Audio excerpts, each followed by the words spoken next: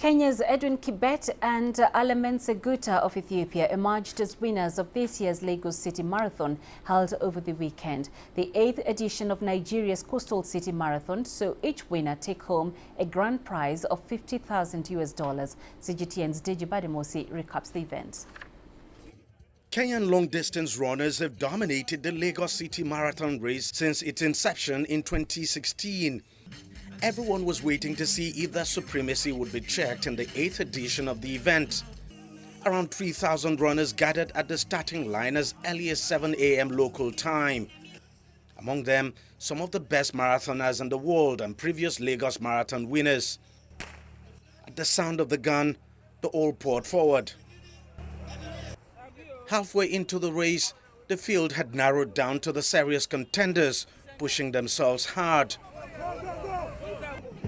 And with the finish line in sight, it became clear that the Kenyan dominance would continue for yet another year as Edwin Kibet pressed the tape in 2 hours, 14 minutes and 6 seconds.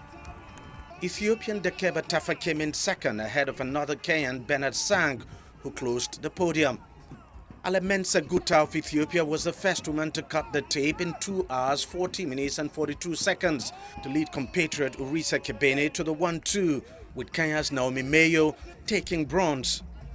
When I am in start, I was running because I depend the way I train in Kenya.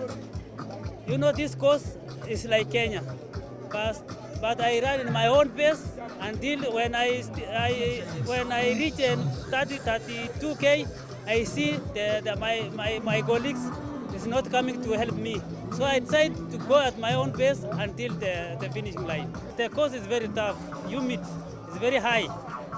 It's not like Kenya. You know, the Kenya, it is very sunny now, but no humid. So the course is like Kenya, but humid is very high.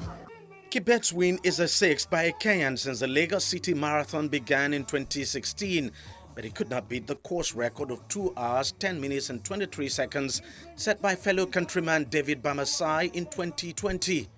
With World Athletics recently upgrading the marathon to the gold label status, organizers had expected the route best to tumble, but the searing heat ended any hopes. I think we have to go back to our 6:30 time. When we started by 7, it was just too hot. The humidity we thought was 71%, went to about 96. So it was too hot for them, and the first half of the race was 1 hour 5, which was good for 2:10, 2:09. But I think next year we'll go back to our 6:30 time, and we'll get a better time. Over 50,000 people registered before. COVID, of course, brought it down worldwide. But now it's back to pre-COVID, it's getting better. So we are hopeful that it will become platinum very soon. And when it becomes platinum, it means it's at the same level with anywhere in the world. And that's the target. The winners of both the men and women races went home with a cash prize of $50,000 US each, and both made the qualifying mark of the Paris 2024 Olympics. Deji Badimosi, CGTN, Lagos.